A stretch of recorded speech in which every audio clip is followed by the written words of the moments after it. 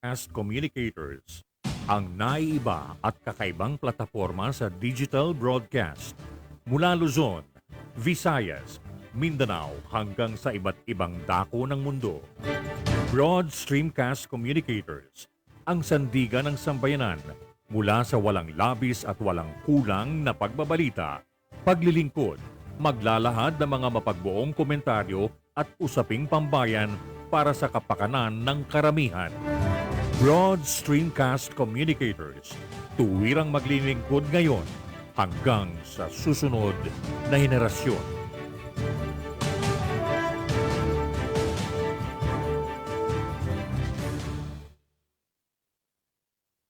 Your Honor, please.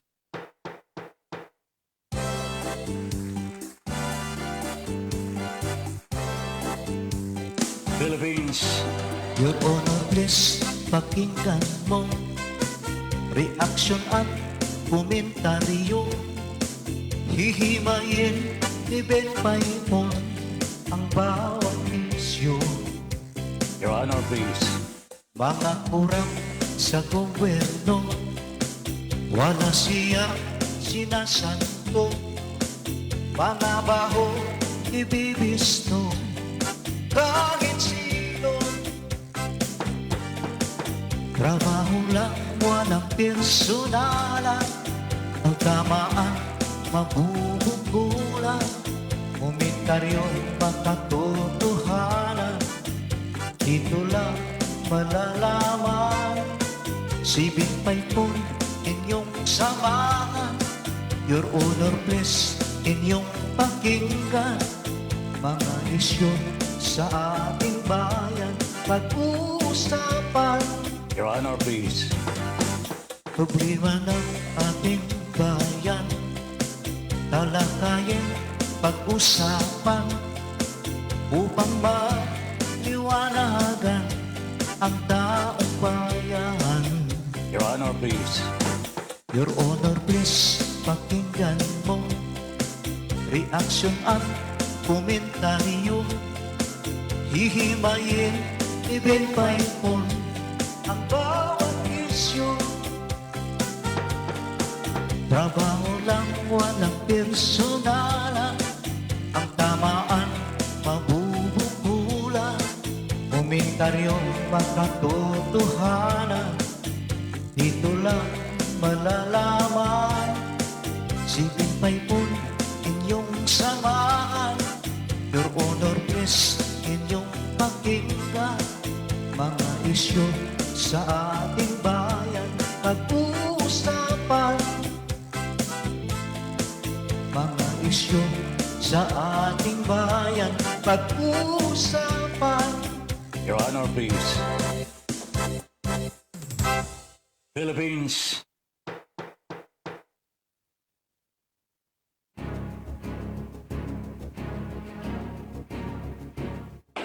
Magkaiba man ang ating pananaw, hindi tayo magkaaway kailanman. Sa dulo, makikita rin natin ang tulay na siyang daan tungo sa pagkakasundo, pagkakaisa, at kapayapaan. Your Honor, please. Ben Paipon, the bridge commentator and broadcaster on board. Your Honor, please. In defense of truth, justice, and freedom.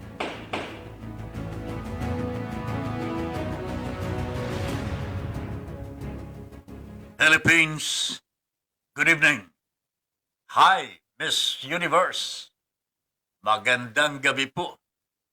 At sa lahat na nanonood na po sa ating Your Honor, please, Ben Paipon here, welcoming you now to join us from this time, alas 8 hanggang alas 10 ngayong gabi. Tonight, July 22nd. Ayan. Hindi. July 22nd na nga ba ngayon? July. Tama, no? July 22nd. Ako talaga namang nagkakamali pa po tayo. Magandang gabi po sa inyong lahat. Ito na po ang ating Your Honor, please. Marami po tayong pag-uusapan from politics to business. meron po tayong virus concern. Various hindi various virus concern. Lalong-lalo na itong sinabi ng Okta Research. Alam po ninyo, today, Thursday, aabot po sa 8,000 po ang COVID virus dito po sa Metro Manila. This is very close to the yung peak kung kailan nag-surge po ang virus dito sa NCR. 10,000 to 11,000 po. Alam po ninyo, malapit na ho, marating natin ito eh. Hindi nga lamang po masyadong napapansin ho. Pero we are going to that direction already. Kanya bago tayong pakakampante-kampante ho, mga kababayan, sapagkat medyo mahirap po ito. Wag ho kayong maniniwala ha, na merong pananakot ito. Wala hong pananakot ito. I think this is the reality. Ito ho ang tunay na nangyayari po dito sa ating bansa.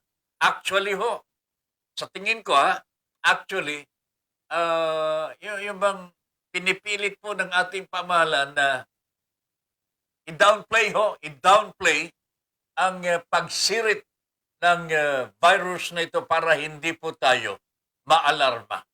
And I think this is the right thing to do for the government na hindi po magpanik. Kasi pagka nagpanik ang taong bayan, delikado na ho ito. Basta't wag ho tayong magpapakampante at kung meron man pong kailangan na sundin, like the health protocols, wag ho tayong lalabag ho dito. Kasi delikado talaga eh. Dito sa Metro Manila, di ba, medyo nagplaplato na po ang COVID virus rating ho dito sa Metro Manila. Ngayon po sumisirit po how about in other provinces? Alam po ninyo, hindi lang po natin nababalitaan. Pero ang sinasabi po ng mga nakakaalam na ngayon, na nakakausap din po natin, so sumisirit din po So wag po sana tayong maniniwala na hindi na po totoo ito. Na tayo ay tinatakot lamang at gustong kumita ang ibang mga official, mga opisyalis po natin ng pamahalaan. While there are some probably, pero kaunti lang ito kung meron man po negligible, pero ang mas mahalaga na malaman po natin, sumisirit po. Umaakyat po ang bilang ng virus dito sa Metro Manila and other parts of the provinces in the whole Philippines. The same thing is true in other countries, mga kababayan. Indonesia is one. India, akala ho natin medyo humupa na ho ang virus dyan. Nagbabalik ho Even in the United States of America, Europe po, Malaysia, Indonesia, Thailand, Taiwan, Sabi po, over 98 countries in the whole world are experiencing this. Kanya, wag ho tayong pakampante-kampante pero in the meantime na nag-iingat po tayo dito sa virus, mag-iingat din po tayo sapagkat nakakabuo na po ang ating mga politiko ng sarili po nila mga katandim. Usong-uso ho ngayon, mga kababayan, ang tinatawag na riding in tandem sa politika. Riding in tandem, nangunguna ho dito ang riding in tandem ni Ping Lacson at Tito Soto. Hindi po nangunguna sa rating. Kung hindi, nangunguna po sila sa pagdedeklara ng kanilang hangad na tumakbo pang Pangulo at Vice President in the coming 2022 election. Sila po ang nanguna na magdeklara. Sila po ang nauna na magsabi sa atin, okay na ho kami ni Ping at okay na kami ni Tito. Ganun So they are the first to declare the riding in tandem Silang dalawa, ah, ito ang nag-popularize sa tinatawag na riding in tandem na dapat pong kalimutan ho natin sapagkat ito riding in tandem, pumapatay ng tao ang mga ito eh. Ngayon riding in tandem, ito na po yung mga politiko natin na gusto daw pong maglingkod. Hindi ko alam kung totohanan na ito na sila po ay maglilingkod o baka naman kabahagi pa rin ho sila ng gagawa ng hindi mabuti sa atin sa susunod na kabanata ng ating kasaysayan. Alright, mga kababayan, ang riding in tandem, Ping Soto. Ibig sabihin, Ping Lacson for President at Tito Soto for Vice President. Nandyan din po ang riding in tandem ni Manny Pacquiao at Isko Moreno. May nagtutulak ko dito, mga kababayan. May nagtutulak po dito. Hindi pa po buo, pero nakikipaglaban pa kasi si Manny Pacquiao. Meron pong nagsasabi na ang riding in tandem po na susunod na aabatan nun natin etong Manny Pacquiao for President, Isko Moreno for Vice President. Ang sinasabi po ng mga nagtutulak ko dito, very formidable pair. Geographically perfect. Wow, talaga naman. At potential winner. Bakit? Manny Pacquiao represents the South, Isko Moreno represents Luzon. Mga talaga very formidable pair nga naman ito.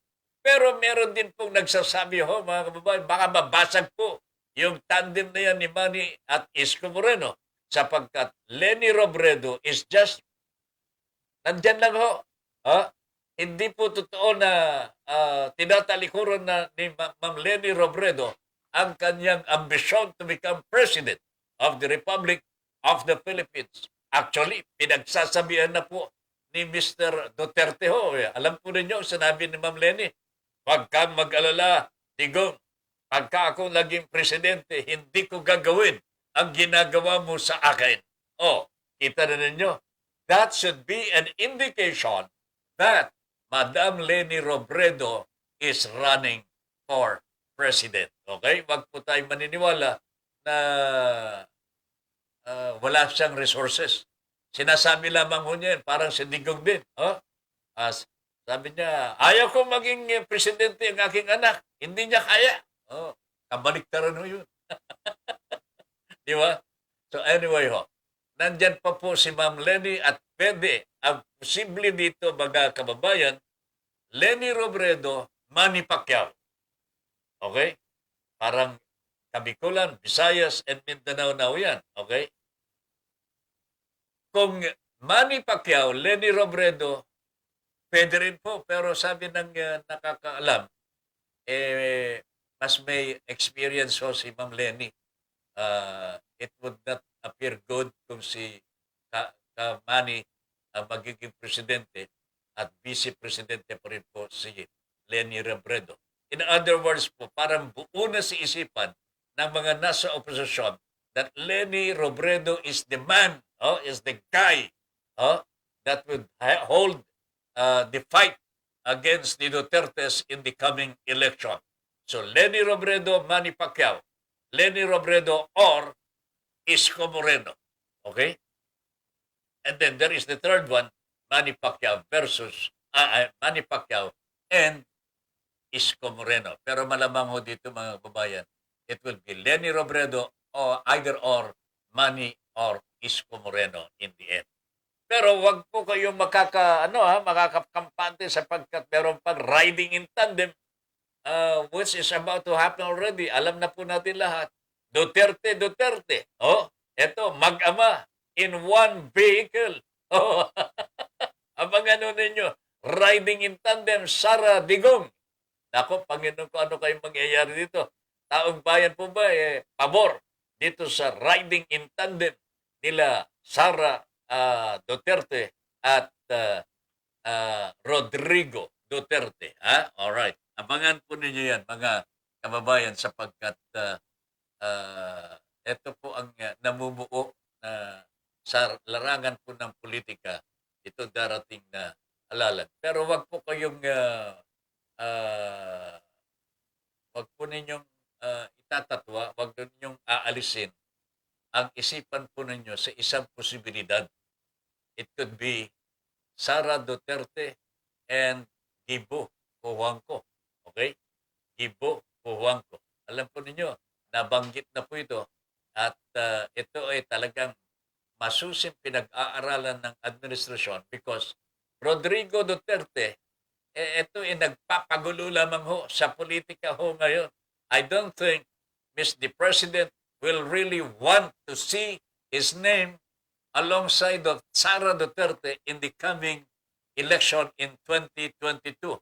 Sara Duterte, Rodrigo Duterte, it doesn't really look good for the President ho.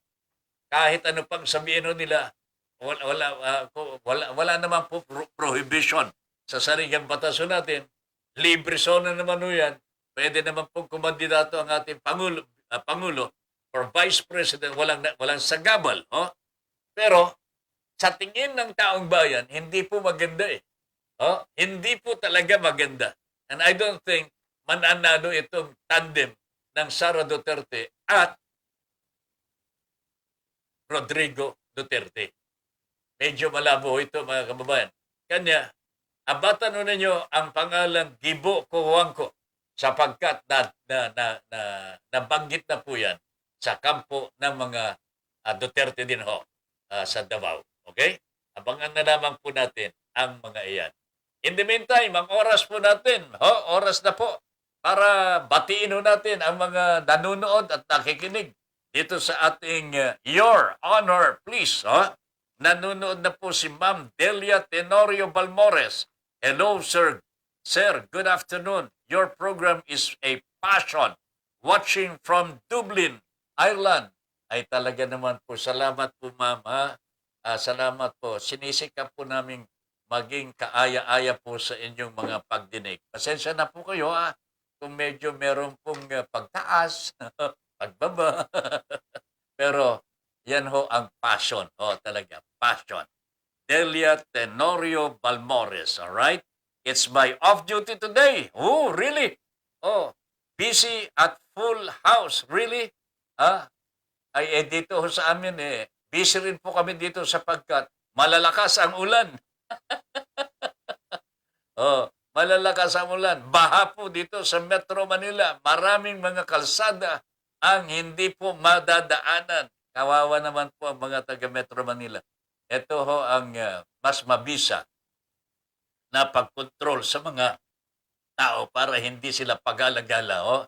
Stricter restrictions ng tao amid the virus search. Ronald Lozero, good evening, Sir Ben. God bless your program. Thank you very much, Ronald. Ganun din po si Ma'am Mercy Ong. Good evening po, Kuya Ben Paipon. And Madam Lynn, God bless you po at mag-iingat po palagi. RV Castro, finally, RV, you're back sa atin. Good evening. Hoy, nawala. Anong nangyari? Na-exit. Ito mga kababayan, pasensya na ako kayo kung minsan, malikot ang daliri ko kung saan nadadapo, kung saan napipindot, namawala yung mga binabasa ko po. Naku, Panginoon ko po. Pero hindi ko kasalanan. Yung daliri ko ang malikot dito. Hindi ko sinasadya. Ayan po ninyo. Ibinabalik na po ng ating techi. Alright? Eto na ho. Ayan. Mas malaki na ho itong monitor ko ngayon. Good evening si Ma'am Mercy Ong. Nagbumabati. Mag-ingat po palagi. Okay? Nawala po yung iba Anyway, mamaya, babalikan ho natin ang mga, sino. Ayan, Ronald Luzero, Andy Lauzon from Tacloban. My friend, how are you? Magparamdam ka Nagpaparamdam talaga si Andy Lauzon. Angelica Paz, good evening and be safe on a super rainy Thursday evening po sa inyong lahat sa BSC.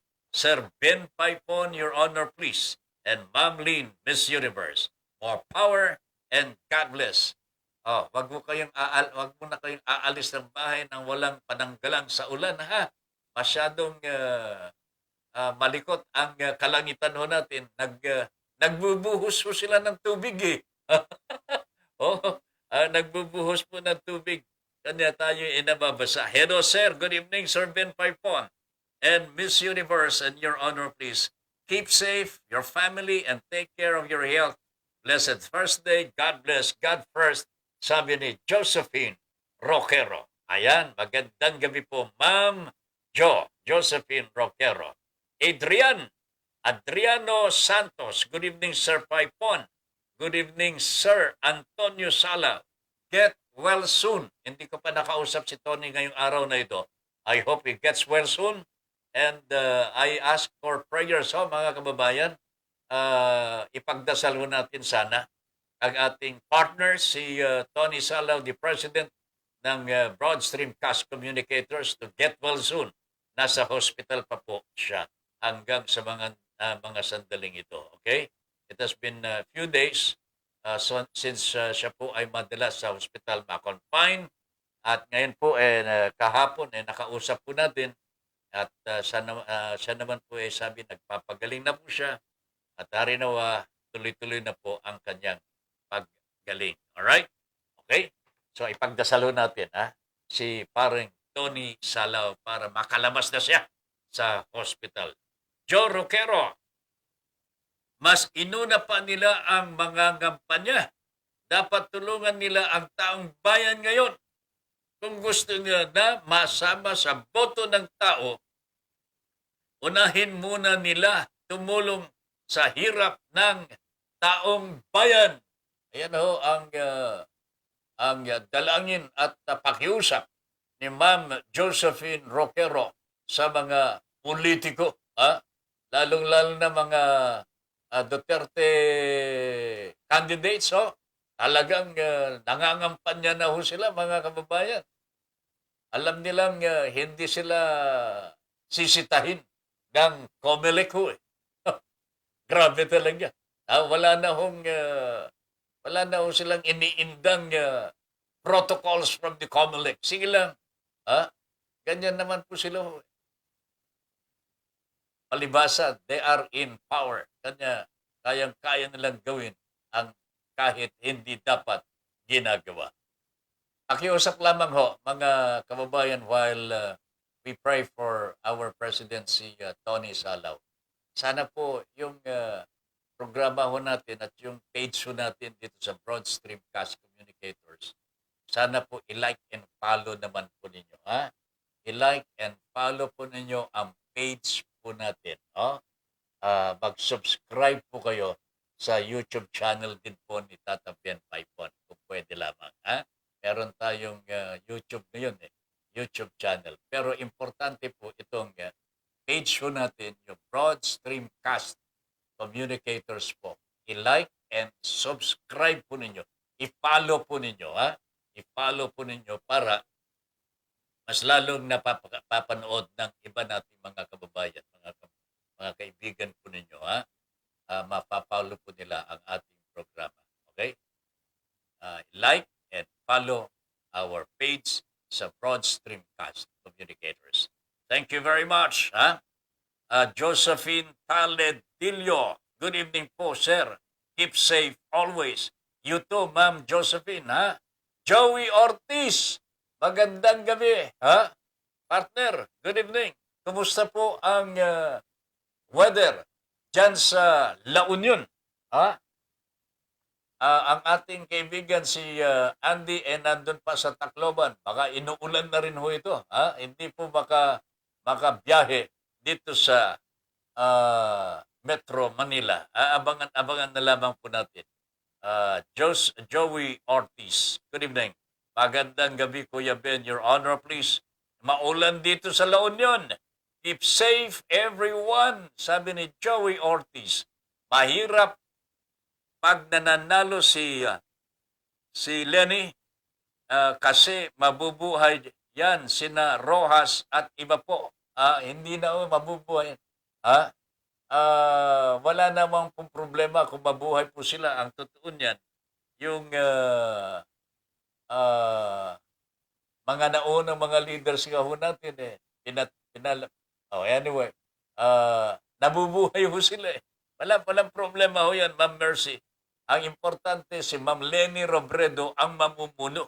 Oh, nakita na po ninyo, naramdaman po ninyo ang honesty po, sincerity, and decisiveness ni Ma'am Leni Robredo.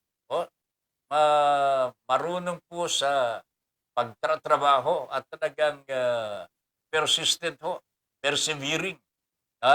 Nandyan po siya sa mga laylayan nating mga kababayan. Bernard Samonte, good evening, Your Honor, from Edmonton, Canada. Ayan.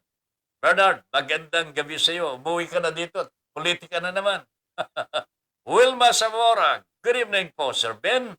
And to all viewers, stay dry and safe po tayong lahat. You look younger po tonight, Sir Ben. Oo nga.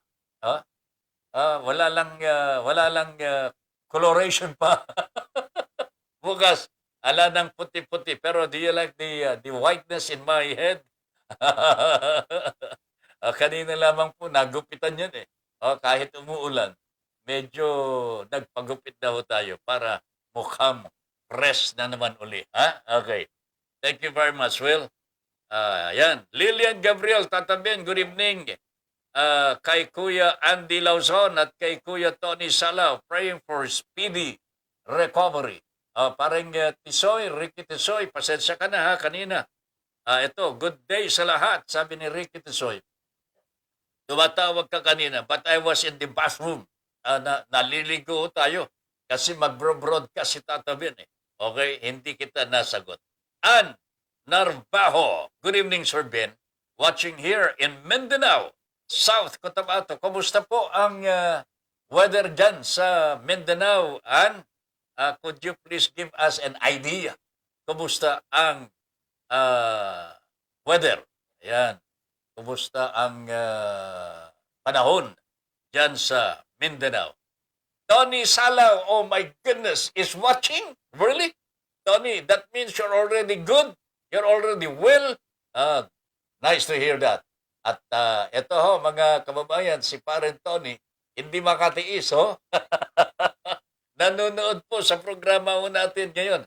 Meron siyang comment ho dito, watching po si Parent Tony Salaw. We are praying hard for you, my friend. Sana gumaling ka na at makaalis ka na dyan sa hospital. Mas maganda sa bahay, mas maganda po sa labas sapagkat you are more free to do whatever you want. Okay? Lynn Rena Glomar. Good evening po, Sir Ben Paipon. Still watching from Cavite. Ayan, sa Cavite rin po si Lynn Rena Glomar. Okay? Sana ho, yung mga kabayan natin, kayo po na nanonood, ako po ay nakikiusap, kami ni Parent Tony. Lahat ng programa sana po natin dito sa Broadstream Cast Communicators, i-like ninyo ang page natin. I-like po ninyo ang page natin. Hindi po yung programa mismo, yung page. Ito po ang kailangan natin ma-boost para mas lalong marami ang makakapanood. I-like ninyo at i-follow po ninyo ang ating page sa Broadstream Cast Communicators. Ito po ay pakiusap ni Tata Ben Paipon. Parang Ricky, subscribe, follow, okay? Eden Pedralves, ganun din is watching. Good evening, Ma'am Eden. Magandang gabi po. Alright. From Tugigaraw, Cagayan. Okay? Ricky Tisoy, Antonio Salaw, call me pre. Ayan. Sabi ni paring Tony, si paring Ricky, Tony, kung nakikinig ka, nagpapatawag si Ricky Tisoy. Nag-aalala sa iyo. Parang nung nawawala si Tata Ben Paipon, hirap na hirap ang kalooban ni parang Ricky. Nung magkausap ko kami, pinagmumura talaga ako nun. Pinagmumura talaga ako. Saan ka naman nagpupunta? But I like it, pare. I like it. Jocelyn De Vera is watching. Magandang gabi, Jocelyn. Mau Ad is also watching. Ay, Mau. Magandang gabi. You are also well already. Magaling ka na rin. At alam mo, pinagdarasal din po natin lahat ng ating mga kasama dito po sa Broad Streamcast Communicators ay nasa mabuting kalagayan para makapaglingkod po tayo sa ating mga kababayan. Alright. So, Tony, Mau, lahat ng mga may karamdaman po, ipinagdarasal po natin. Sana po ay the Lord will touch them para pagalingin at ibalik sa dating anyo ng kanilang kalusugan para makapaglingkod sa ating mga kababayan. Okay? Alright. And then, good evening, Sir Ben. Pa-shout out daw po sa anak ko, Harold Pedralves. He is also watching, sir. Sabi ni Ma'am Eden, classmate ko ito. Harold, classmate ko ang nanay mo. Where are you today? Harold, saan ka ba? Nandiyan ka rin ba sa Tugigaraw? Alright. Okay. Tuloy-tuloy po tayo sa ating Your Honor, please. Okay? Mau, good evening. Tata Ben. Sabi ni Mau Ad. Okay? Alright. Tuloy na po tayo, mga kababayan. Kanina napapag-usapan ho natin itong tandem, riding in tandem. Okay? Pasadahan muna natin itong kagustuhan ni Mr. Roque. Tingnan ho ninyo itong kalokohan ni Mr. Roque at ng Pangulong Rodrigo Duterte. Kalokohan ho nila, mga kababayan. Nung araw na, di ba, nangako ho ang Pangulong Duterte sa kanyang kampanya na tatapusin po niya yung problema ng mga manggagawa sa contractualization. Nangako ho yan eh. Natatapusin ho niya yan, ibibigay po niya sa taong bayan, sa mga manggagawa, yung tinatawag na security of tenure. Wala nang contractual, pati sa gobyerno. Mas maraming mga contractual employees ho eh. Sa gobyerno ho. Pangako ni Pangulong Duterte yan. Kanya, nung nanalo na yan. Anong unang ginawa ng mga lawmakers ho natin? Pinag-aralan, they deliberated on that issue about the ENDO bill. Yung ENDO, end of contract. Okay? And in a matter of months, mga kababayan, Congress, meaning the Senate and the House of Representatives, finally, na ikamada ho nila ang ENDO bill gagawin ng batas. Ito po ay dinala na sa Malacanang. Wala nang ibang gagawin ng Malacanang kundi aaprubahan na lamang para masaya na po ang ating mga manggagawa at meron na silang oportunidad na ma-regular sa kanilang mga trabaho. At pagkatapos po ng kanilang paglilingkod ng mahabang panahon, meron din po silang tatanggapin in the end. Yan po ang sinasaad ng Security of Tenure Bill or Security of Tenure Law. Unfortunately ho, mga kababayan, Duterte vetoed. Hindi po niya inaprubahan ho yan. To the consternation of so many workers in the country, hindi po pinirmahan ng Pangulo. Hindi ko alam kung ito ay kapritsyo lamang po niya o baka naman nasulsulan po siya ng kanyang mga kaibigang negosyante na ayaw pong pakawalan yung contractualization sapagkat gagastos nga naman po sila ng karagdagan. Pero naipangako ng Pangulong Duterte ho yan eh. Kampanya pa lamang ho eh. Ipinangako na niya na tatapusin po niya ang contractualization sa mga manggagawa. Pero binito niya talaga. Binito po. Ngayon, anong gusto ni Pangulong Duterte? Inutusan po niya itong kanyang alalay, super alalay. Super alalay. Mr. Harry, hindi naman, Mrs. Hindi. Ano nga ba talaga? Harry Roque. Wag na lang, wag na lang lalagyan sa una. Harry Roque. Harry, Harry. Hindi Reyna. inutusan po niya na makipag-usap sa mga lawmakers in Congress and the Senate. Kung maaari lamang po, buhayin ang Endo Bill. Buhayin ang Endo Bill. Kasi gusto na raw po ng ating Pangulo na ibigay sa mga manggagawa ang kanilang mga karapatan. Diyos ko po. Ngayon pa, patapos na ang panunungkulan ni Pangulong Duterte. Anong klase ito? Panlilin lang ho, mga kababayan.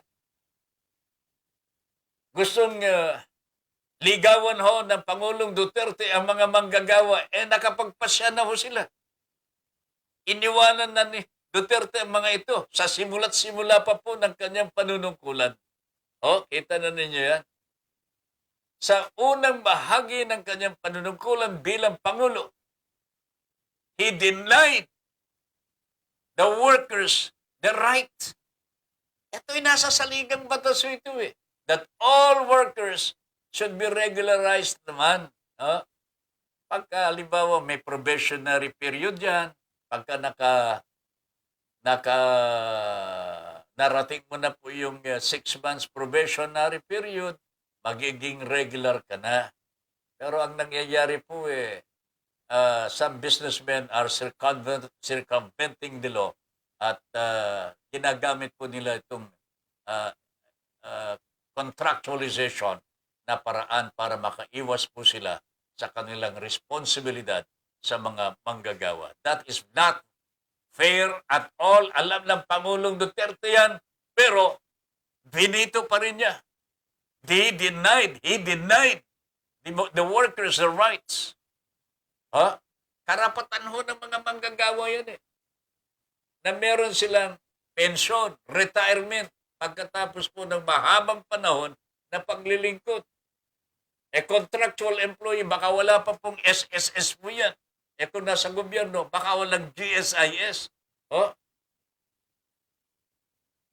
Itong Endo Bill should have provided for the workers mga privileges na ito, mga kababayan.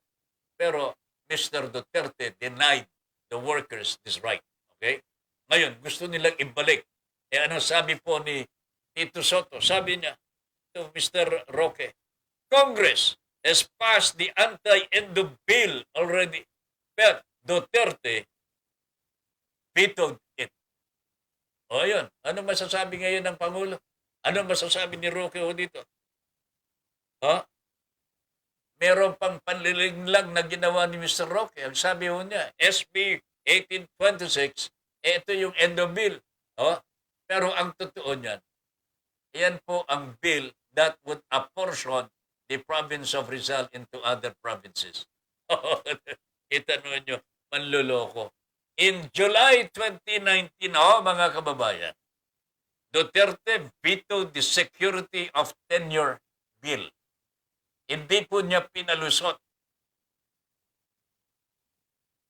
Ginawa na po ng Kongreso ang kanilang tungkulin na tugunan ang karapatan ng mga manggagawang Pilipino.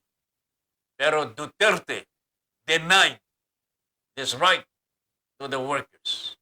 Kaya na ho, ang magpasya dito mga manggagawa sa buong Pilipinas. Alam ko po, masakit sa kalooban po ninyo. Hindi ko lang alam kung tatangkilikin pa ninyo ang kandidatura ng isang presidente who have already denied your rights as workers. Kayo na ho ang magpasya. Alam po ninyo ang dapat para sa inyo. Mauan, dahil sa walang humpay na buhos ng ulan, patuloy na tumataas ang level ng tubig na may kasamang lahar sa Santa Fe River sa Barangay Santa Fe, San Marcelino, Zambales. Wow! Kailangan na po ba kayong ilikas dyan, Mau? Source is the PIO San Marcelino, Zambales. Okay?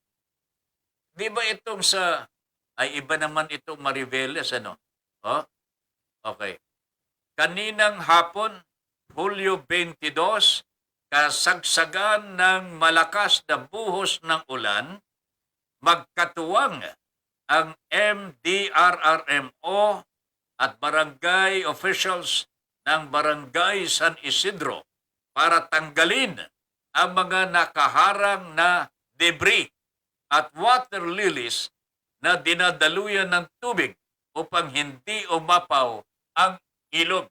Natanggal po ba, Mau, in time para dumaloy ang tubig at hindi umapaw sa kanayunan, sa bahay-bahay? Sana naman po. Ang agad ding ipinadala ni Mayor Elvis Ragadio Soria ang backhoe sa Barangay San Isidro upang tumulong sa pagtanggal ng mga debris. Hindi ba naanod yung backhoe? Biro lamang, Mau. Pero nagtutulong-tulong ang barangay officials at ng local government para maiayos naman po ang sitwasyon. Mabuti naman po ito. Sa ngayon, sabi ni Mau, closely monitoring ang MDRRMO sa naturang ilog at binigyan ng babala ang mga residente na malapit sa ilog na agad lumikas kung kinakailangan. Ayan. So panawagan mo namin ito. Makiramdam po kayo mga kababayan po namin diyan sa San Isidro, Barangay San Isidro. Malaki po yung ilog ko diyan sa buhos ng ulan na walang patumanggang pagbuhos ng ulan. Natural po, lolobo ang ilog at maaring umapaw sa kalsada sa mga kabahayan. Pakiramdaman po niyo ang galaw ng ilog. Kung may panahon pa para kayo ay lumikas na ho kayo. Huwag ko kayong lilikas kung wala na ho kayong paraan para makalikas. Simple lamang ho yun. Common sense lang ho yun. Tignan na ho ninyo habang meron pa kayong mararaanan na lumikas. Okay? Lumikas na ho kayo. Mahirap po yung wala na kayong mararaanan. Please. Yung iba, ginagawa kasi ng iba, hinihintay po na yung tubig nasa bukanan ng kanilang bahay. Nasa pintuan na po ng kanilang bahay. Gusto ninyong lumikas. Nandyan na yung tubig. Paano pa yun? So, common sense dictates. Mga kababayan po natin dyan sa gawing Zambales, San Marcelino, Zambales, pinaalalahanan na po kayo ng inyong mga local officials. Pakiramdaman po nyo sapagkat wala pang puknat itong pag-ulan-ulan. Habagat po ito. Okay? At reinforce ito ng dalawang sama ng panahon. Kaya matindi ho ito, mga kababayan. Malakas po ang ulan na ibubuga, ilalaglag ito mula sa kalangitan. Wala ho tayong magagawa. This is natural. Kalikasan po ito. Walang magagawa ng ninuman. Pagka gustong umulan, uulan talaga. Wala ho tayong magagawa para pigilan yan. Okay? So, anong gagawin natin? Hanggat may panahon na tayo ay makalikas, hindi pa umaabot sa pintuan natin ang baha, ay lumikas na ho kayo, mga kabayan. Baka wag ninyong biru-biruin ang kalikasan. Hindi po nakikipagbiruan, hindi po nakikipagngitian ho ito. Dulo to nito, lungkot. Lungkot at dalamhati pagka nagkataon. Kanya, inuulit po namin ang paalala ng PIO ng San Isidro, Zambales, San Marcelino. Makiramdam po kayo mabuti sa paggalaw ng tubig. Okay? May panahon pa para kayo ay lumikas. Malapit na ho sa inyong mga bahay-bahay ang tubig baha, lumikas na ho kayo. Lumikas na ho kayo. Okay? Thank you very much, Bao, at napaalalahanan natin ang ating mga kababayan. Okay? Okay na yun. Ano ang nangyari po kay Kuya Tony Salaw? Pagaling po kayo, nakagabay si Lord sa iyo, Kuya Tony Salaw. God be with you always po. Yan sabi ni Ma'am Mercy Ong. Paring Tony, ipinagdarasal ka Ma'am Mercy Ong. Lisa Onyate is watching. Good evening, Ma'am Liza. Mon Naral. Mon, magandang gabi po. Inuulan na kami dito sa Pilipinas. Kayo po ba dyan sa Canada? Ayos lang. Kumusta ang COVID po dyan? Dito sa amin, sumisirit na naman. Ay, nako talaga. Mon, dyan ka lang muna sa Canada siguro, okay? Chincha Buste. Good evening po, Sir Ben. Ayan, si Ma'am Chincha Buste. Cynthia Buste. Josephine Roquero. Bakit nawala, sir? Anong nawala? Nandito pa kami, ma'am. Ma'am Jo, nandito pa kami, ha? Jenna Kasuga Manigaw is watching. Jenna, gandang gabi po. Ha? Mauad, modern day heroes, OFWs na overstay na sa iba't ibang bansa. Di pa makauwi. Kulang na daw quarantine facilities. Bago sila umalis bansa, may OWA contribution. Mandatory insurance, PhilHealth at SSS. Oh my God, ano ba ito? Ata. Tapos mapapagastos pa sila sa quarantine pag-uwi at na-overstay sa bansang panggagalingan. Ano ba itong nangyayari, sir? Ano ba? Akala ko yung mga modern heroes natin are the overseas Filipino workers. Akala ko naayos na itong pagkakwarantina ho. Di po ba? Pagka yung bang nabakunahan na po ng full, pa-swab test na lang kung wala naman pong positive na result ng swab test, 7 days na lamang po ang quarantine. Walang bayad do. Pero bakit to ngayon? May bayad. Ano ba ito? Ano bang nangyayari, sir? Sir Belio, Department of Labor and Employment, meron na po bang bayad sa pagkukwarantina sa mga overseas Filipino workers natin? Gaano sila katagal na makukwarantina kung wala naman po positive sa kanila? Alam po ninyo, ang mga manggagawa natin, gusto nilang magbakasyon kahit may problema naman talaga. No? Lalong-lalo na kung natatapat na bakasyon na po nila. Pero pag-uwi sa Pilipinas, isang buwan lamang po ang kanilang bakasyon na nakuha. Isipin po ninyo, 14 na araw sa kwarantina kahit wala pong sakit. Anong klase yun? They will spend 14 days in the quarantine facility without seeing their mahal sa buhay. Hindi nga po tama ito, mga kababayan. Akala ko ba, inayos na po ito ng ating pamahalaan. Binawasan nila ang quarantine days. Yung aking kaibigan nga po, si Andy Lawson. Isipin ninyo. Mabuti na lamang matagal-tagal po ang bakasyon niya ngayon. Kung nagkataon na isang buwan lamang yan. Can you imagine 15 days in the quarantine? Sabi, may travel pa yun eh. Isipin mo na lang, 15 araw mauubos sa quarantine. And then you only spend 15 days. Pagkatapos babalik ka na naman sa trabaho mo. Masakit po yan, mga kababayan. Mauad, modern day heroes, OFWs to overstay na sa iba't ibang bansa. Ang mahirap po dito, hindi na asikaso ng ating pamahalaan. Pag-uwi naman, nito mga overseas workers natin. Hindi sila makakauwi, kulang daw po sa quarantine facilities. Bakit ito ganito? Bago sila umalis ng bansa, may OWA contribution. Anong contribution ito? Hindi po ba bago sila umalis, meron ng insurance yan. Magbabayad daw sila sa OWA. Ano naman po ang mga sinisignal? Di po ba normal na yan, magbabawas sila ng mga contribution sa SSS. Bakit naman po, sasabay po. Pag magbabakasyon, maniningil? Ano ba ito? Tapos mapapaggastos pa sila sa quarantine pag-uwi at na-overstay sa bansang pinanggagalingan. Ay, nako talaga naman. Yan po ang reklamo ng mga overseas Filipino workers po natin.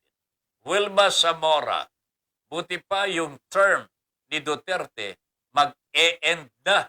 Pero yung endo, hindi pa po na-end. Tama yan, Mang Wilma. Oh, congrats, Pinot Duterte. The end is near. And now, oh, Matt Monroe, si Frank Sinatra. Oh, the end is near. Kakantayin nga natin yan, mamamaya. Ha? Wag ko kayong mag-alala. Bernard Samonte, dapat maaga pa lang kilos agad para di na abutan ng baha. Yan ang sinasabi ho natin, di ba? Mahirap na po. Yung kikilos lamang po kayo, nandyan na sa bukana ng inyong bahay ang tubig baha. Baka anurin pa ho kayo. Ha? Paano kung meron kayong mga anak na bulilit? Oh? At hindi po nyo madadala lahat. O, edi huling-huli na ho kayo. Huling-huli na ho kayo. Huling-huli kasi kayo. Okay? So, pinalalaanan po kayo ng PIO ninyo. Yan sa Isidro Zambales. Okay? Wag po ninyong hintayin na lumala ang sitwasyon bago kayo lumikas. Okay? Bernard Samonte, okay na COVID. Wala na kaming mask sa public except sa bus, clinic, and hospital. Wow! Nakakagala na ho kayo sa labas, wala ng mask. So, ibig sabihin yan, you will have a mask-free on Christmas Day? Wow! Pwede ba, Bernard, dito ka na lang sa Pilipinas, ako dyan. Ha? Kasi may posibilidad na hindi po ba a-attain ng Pilipinas ang mask-free this Christmas. Ipinangako na nila ito eh. Oh, ang sabi ho nila, pipilitin ho natin na mask-free na tayo sa Christmas. Eh, mukhang imposible.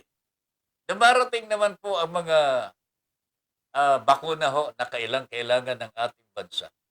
Pero alam po ninyo, napakalaki po ang bakuna na kailangan po ng bansang Pilipinas. Ang dumarating pa milyon-milyon lang. 1 billion, 2 billion.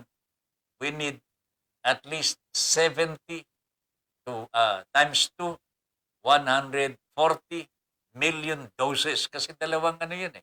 Dalawang turok po yan eh. 140. Ilan lamang po ang nababakunahan pa. Yung 5% of the total population of the Filipino, yan pa lang ang nababakunahan. So, mantakin ho ninyo, ang laki pa po ang babakunahan po. And we are already in the 7th month. Oh, 5 buwan na lamang po, Christmas na.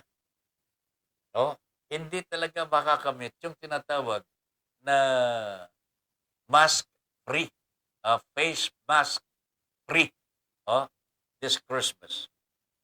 Na hindi natin mararating yung tinatawag na herd immunity simply because we do not own yung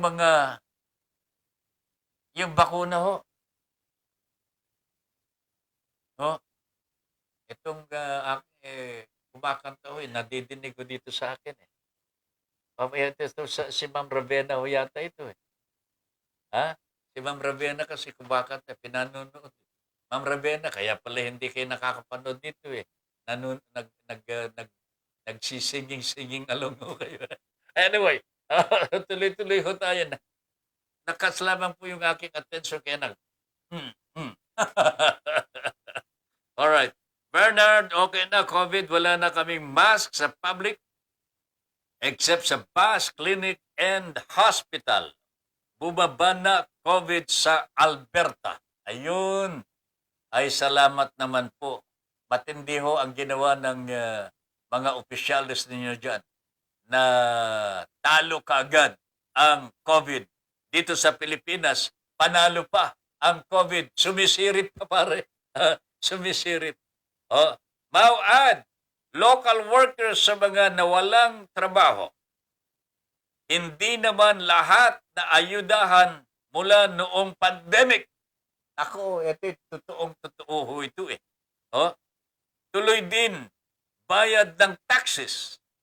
Sa palagay nyo, balanse pa ba ang gobyerno?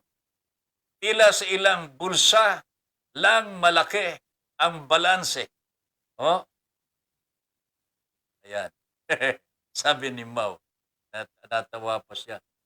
OFWs mula sa mahabang taong sakripisyo at homesick, pag-uwi, stress at anxiety muna bago makauwi. That is the truth, mga kababayan. Ho. Tama ho si Mau An. Mau, tama ka. Aabutin ng mga workers natin sa halip na masaya pag-uwi. Nako, Panginoon ko po, yung kanilang chocolate na dala-dala, pasalubong, na anong tawag yun? Nag-melt. Wala nang pasalubong. Naubos na ho sa kwarantina ang kanilang kaperahan, patay ka, bata ka dyan. Ed Bausa is watching. Ed, magandang gabi. Good evening, Ed. Francis, tika, maulan na gabi, Sir Ben. Opo, maulan pa rin ho dito sa amin. Ha? Dito sa Metro Manila. Good evening, Taben, sabi ni Ed Bausa. Magandang gabi po sa inyong lahat na nanonood at sa nakikinig po sa ating Your Honor Please. Ito po ay everyday, Monday to Friday. Alas 8 ng gabi hanggang alas 10 ng gabi. Pakiusap lamang po ni Tata Ben, kung mamarapatin po ninyo, i-like at i-follow po ninyo ang ating page. Punta kayo sa page ng Broadstream Cast Communicators. I-follow po ninyo. Alam naman po ninyo kung paano gagawin yan. Iparehistro po ninyo na kayo ay nagmamahal dito sa ating Broadstream Cast Communicators. Okay? At makikita ko naman po yan kung meron pong tumatalima, di ba? Malalaman naman ho natin yan na meron pong talagang tumutugon sa ating panawagan. Please lang po sa mga nanonood, nagmamahal po sa ating Your Honor Please at iba pang programa po dito sa Broadstream Cast Communicators. I-like at i-follow po ninyo ang page po natin, okay? Sa Broadstream Cast Communicators, okay? Salamat po ng marami. Lagi na lang lockdown, sabi ni Francis Tika. Pero mga bayarin sa kuryente at tubig dumodoble. Saan kukuha ng pambayad ang mga pobre? Parang pinagaganitan niya si Tata Ben Paipon dito Pero ang totoong pinatatamaan po ni Francis, etong gobyerno ho natin, hindi lamang po kuryente ang tumataas. Pati mga prime commodities po, mga kababayan.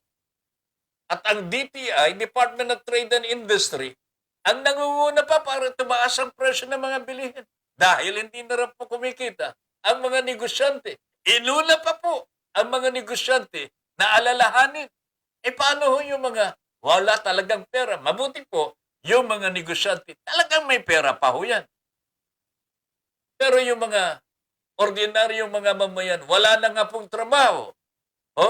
Hindi pa makatanggap ng ayuda mula kay Digong. Ano? Paano sila makakabayad ng kuryente? Paano makakabayad ng ilaw? Hindi na nga siguro nagbabayad ng kanilang internet services, Kasi pa-data na lamang po sila. Pero mahirap din po yun. So anyway sana tignan po mabuti ito ng ating pamahalaan. Tama po itong sinasabi ni Francis Tica. Bakit po tumataas po? Bakit hindi po magsakripisyo ang bawat isa? Bakit po ang mga negosyante inuuna ng ating pamahalaan na saklolohan? Bakit po yung mga mahihirap natin mga bayan na hindi po nakakatanggap ng ayuda?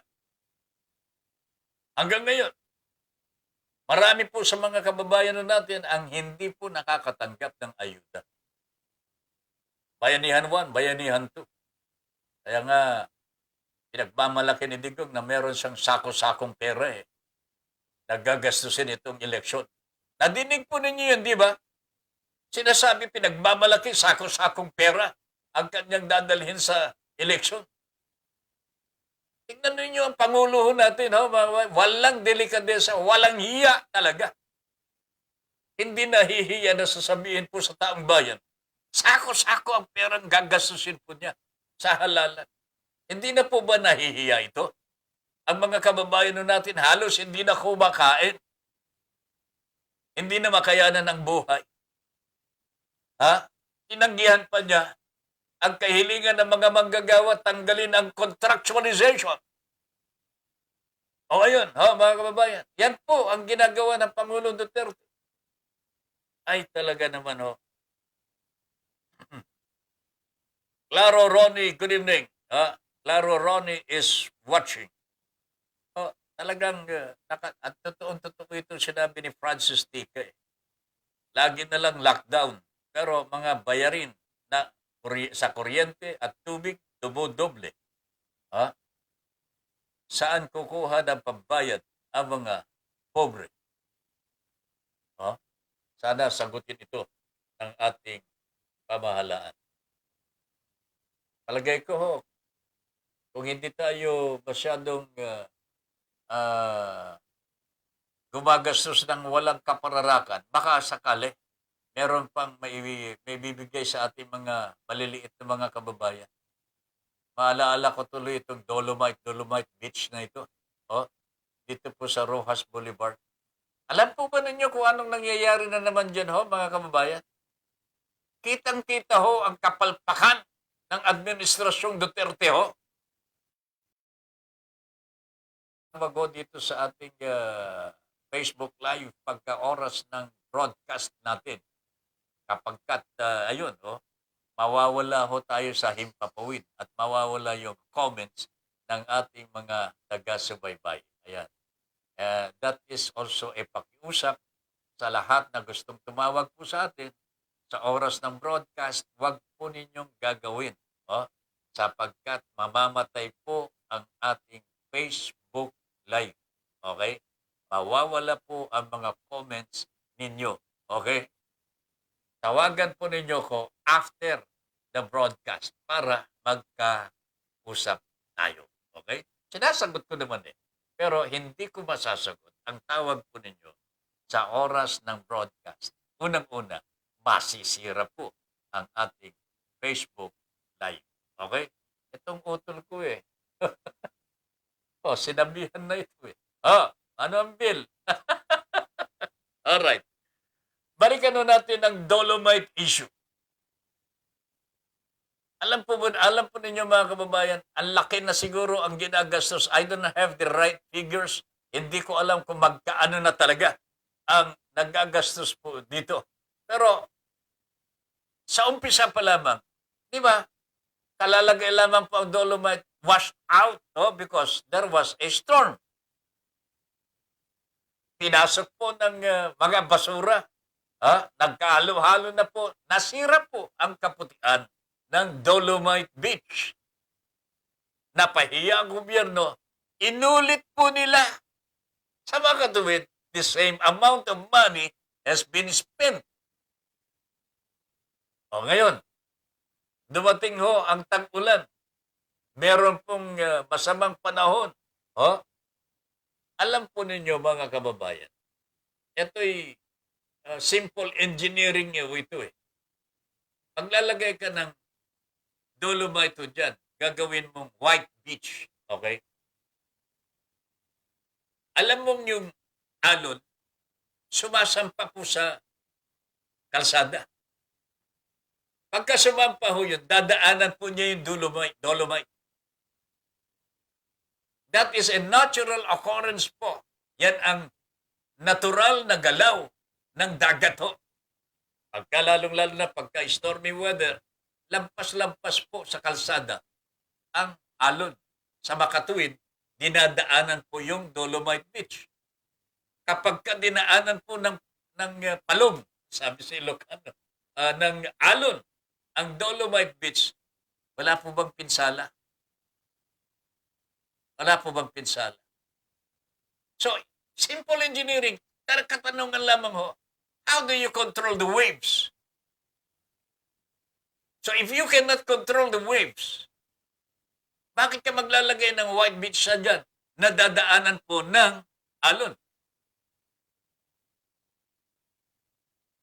Mapupuno ng basura every now and then.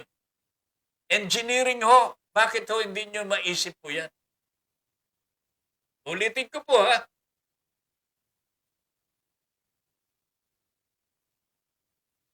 Natural tendency po ito eh.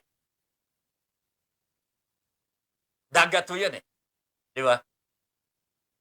Kapag ka may weather disturbance, maligalig po ang dagat. Maligalig po. Okay? Nag-iiba ang anyo niyan. Lumalakas ang current.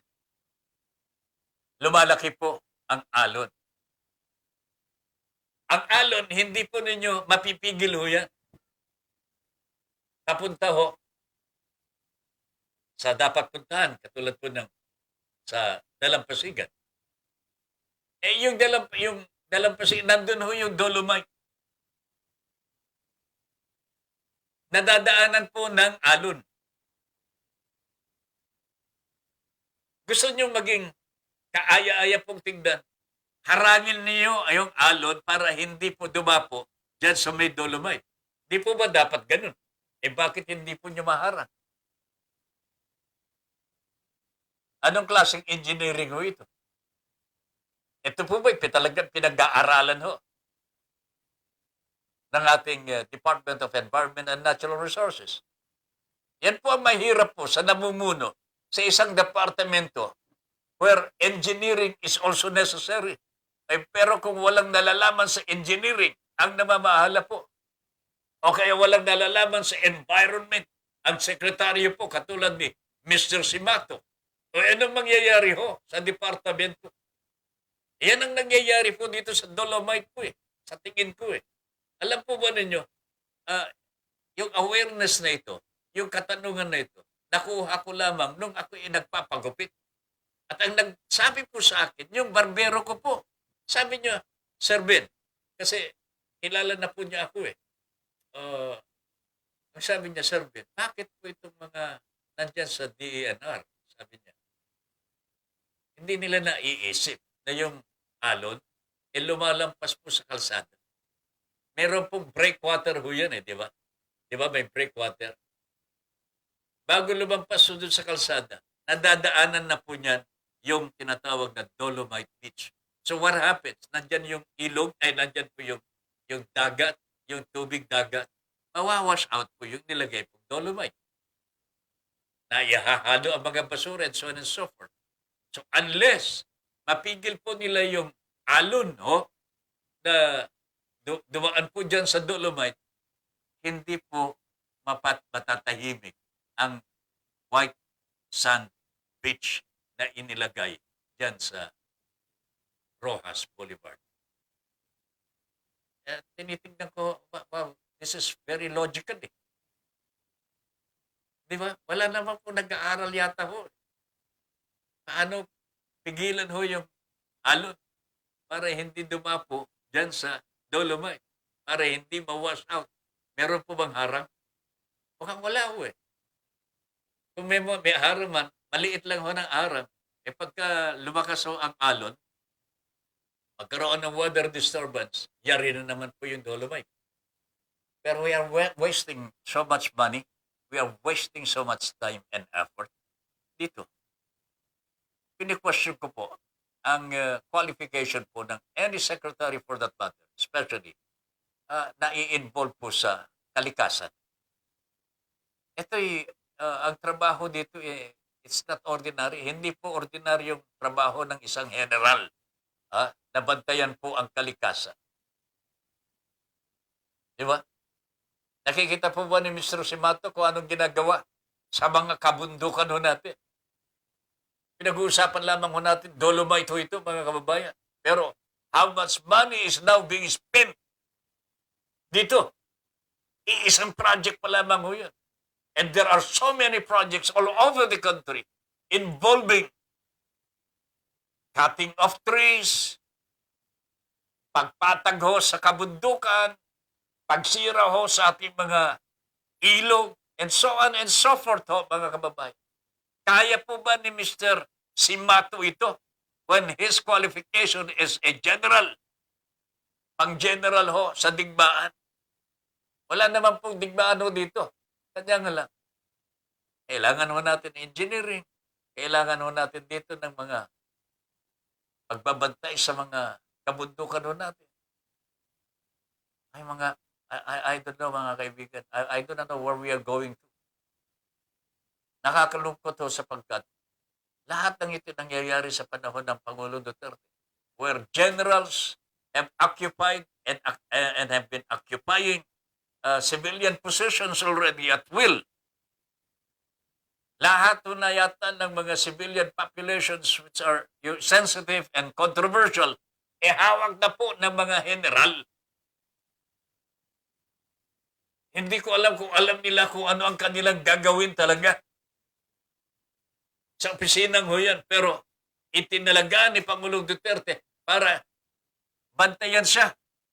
At hindi po bantayan kung ano ang pangangailangan ng taong bayan through these agencies na pinaglilingkuran ng mga general na ito. I think this is the main purpose why Mr. Duterte is placing generals sa mga civilian positions. It is not to serve the Filipino people through these agencies, but to serve the vested interest of the President, perpetuate himself in power. So ito ho, mga kababayan, na papag-usapan ho natin ito. Kitang-kita ho ninyo. Pinapaboran ng Pangulong Duterte ang mga general. Wala po akong masamang tinapay ho sa mga general. Lalong-lalo na sa mga naglingkod na po sa ating bayan. Saludo po kami dyan. Pero, por Diyos por Santo, nakapaglingkod na ho kayo, pwede na ho kayo magpahinga. Kung kwalipikado ho kayo doon sa posisyon, okay lamang po sana. Pero kung hindi naman po ninyo gamay at hindi po ninyo expertise ang pinaglagyan ho sa inyo, pwede po ba sabihin naman nyo sa Pangulo natin, sorry Mr. President, I beg out of this position. Delikadesa ho eh. Hindi ang nangyayari. Pagka may sweldo na lang, okay. Malapit kayo sa Pangulo. May power ho kayo. Ayos. Pero walang serbisyo sa taong bayan. And this is what is happening in the country today. Kung tingnan ho ninyo, Department of Environment and Natural Resources. What is happening there? Anong nangyayari? Iba naman ho dito sa Department of Agriculture. Naku talaga. Oh? Mas grabe ho dito mga kababayan. Ha? Pinapaboran ang mga nag-iimporta. Oh? Importers ho. Malaking kita po kasi. Pagka mag-iimporta, import ka ng karne. Importa ka ng manok. Hindi ka na mag-aalaga. Pero paano ho yung mga nag-aalaga na umaasang kikita naman ho sa kanilang pag-aalaga ng manok. May mabibenta ho sila na hindi po tumataas ang presyo sa mga palengke ho natin. Paano naman yan? Inuuna po ni Mr. William Dar ng Department of Agriculture ang kapakanan ng mga importador. Oh? Kasi ho, mas malaki po ang kita ho nila dito eh. Huwag ko nilang sabihin, hindi sila kumikita sa mga importers ho, mga kababayan. Laki ho ng kinikita ho nilang porsyento, komisyon sa mga importers. Kawawa talaga ang mga local producers ng meat products, ng manok, and so on and so. Pati nga ho itong isda ho eh. Saan po kayo nakakita? Galunggong. Marami po sa atin. Pero binibenta ho sa palengke, imported galunggong. Saan lang galing ho yung imported galunggong? Nagbayad po ba ng buwis? Oh, sige nga. Paano nakarating ho dito sa atin? Saan po hinuli ng mga importador yung galunggong po na nanggaling po sa Pilipinas? Oh, sinabi na nga, nanggaling na po sa Pilipinas. Ito po yung nababantayan talaga. Ay, nako talaga. Mga kababayan, napakalungkot ang mga pangyayari sapagkat napapabayaan talaga ho. Napapabayaan po ang kapakanan ng taong bayan. Dahil ang inuuna, sarili muna. Di ba? Ito ang kalakaran ho dito ngayon. Eh. Bakit po namamayani po ang korupsyon dito sa atin? Sapagkat ang mga magnanakaw, kakampi ho sa administrasyon. Wag po niyong sabihin hindi totoo ito. Nasasawata po ba ang corruption dito sa ating gobyerno ho ngayon? Lalong lumalala. Sabi nga ni Manny Pacquiao ho, mga kababayan, na triple ho ang corruption sa panunungkulan ng Pangulong Rodrigo Duterte. Kaya galit na galit po Pangulong Duterte kay Manny Pacquiao. Kasi nagsasabi po ng totoo. So wait for the return of Manny Pacquiao sapagkat meron siyang pagbubulgar ho dito. Ayan. Siguro napakagandang magagandang subaybayan ho. But it will be the first part of a series of so many series. Pagbubulgar ni Manny Pacquiao para patunayan na dito sa panunungkulan at administrasyon ng Pangulong Duterte ay laganap ang korupsyon. Triple po sa nakaraang administrasyon. Anong say ninyo dyan? Patatapusin lang daw po ni Manny Pacquiao ang kanyang bakbakan ho sa Las Vegas. Kalaban po niya si Spence. Malapit na ho. July 22 na ho tayo. July 22. Somewhere in August, magkakabakbakan na ho si Spence at saka si Manny Pacquiao. Ang sabi po ng nakakaalam, pagka hindi po mapuruhan, matsambahan ni Spence, ito si Manny Pacquiao, hindi po mananalo kay Manny Pacquiao, ito si Spence. Sana ho, ipagdasal din ho natin, ipagdasal ho din ho natin sapagkat karangalan din po natin yan eh. Pagka nanalo si Manny Pacquiao, whether you like it or not, kahit hindi po kayo hanga kay Manny Pacquiao, Filipino, as a Filipino, karangalan pa rin po ninyo na mapabilang sa mga successes of Manny Pacquiao as a Filipino boxer. Di ba? Okay. Areglado. Si Bikoy, bakit biglang nalabas po ang pangalang Bikoy na naman mga kababayan? Meron po bang gagawin si Bikoy para sa administrasyon na ito? Pero alam po ninyo mga kababayan, may nakikita akong kaiba-iba na nangyayari po sa ating judikatura sa ngayon. Okay? Magsimula po tayo sa Korte Suprema. Korte Suprema. Halos karamihan po dito ng mga justices of the Supreme Court ay appointee ng Pangulong Duterte. Ito, parang nangyayari ito sa Korte Suprema ng Amerika po eh. Korte Suprema ng Amerika. Karamihan po doon ay mga appointee ni Trump pero nag-iiba po ang kanilang mga desisyon. Hindi po umaayon sa kagustuhan ni Trump sapagkat mali-mali. Mali-mali. Ngayon, ito dito sa Pilipinas, itong sinigog, nananalig ho siya na hindi po siya iiwanan ng kanyang mga appointees no matter what happens. Mukhang nagulat po siya sa desisyon ng Korte Suprema po ngayon sapagkat kinatigan po ng Korte Suprema ang stand ng ICC that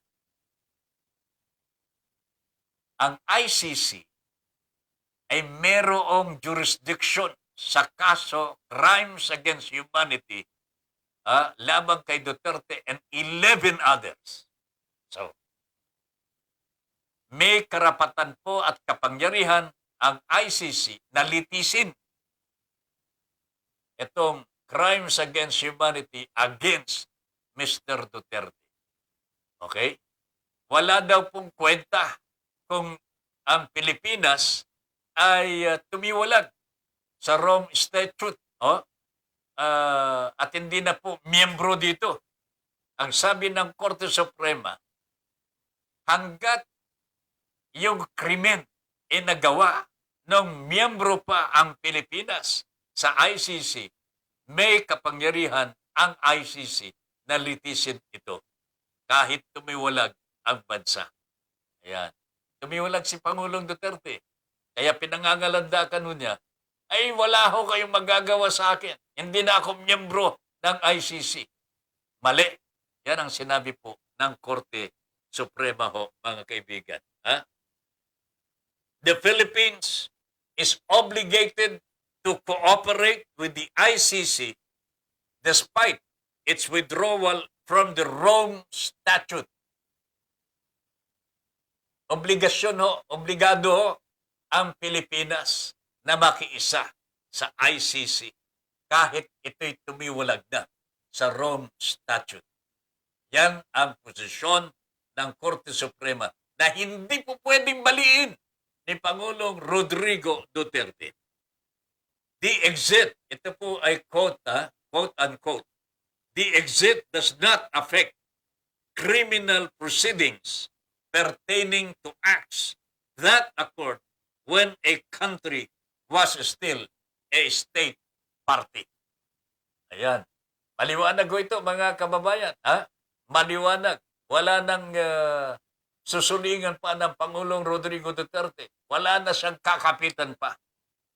Akala niya, kakampi niya po ang Korte Suprema, pero sa kauna-unahan, hindi naman po kauna-unahan, sa muling pagkakataon ho, mga kababayan, nag-render po ng desisyon ng Korte Suprema na naaayon sa katarungan mismo, na naaayon sa lohika at tamang pag-iisip, kabaliktaran ng kagustuhan ng isang namumuno katulad ni Pangulong Rodrigo Duterte. No matter, appointees po niya ang mga ito.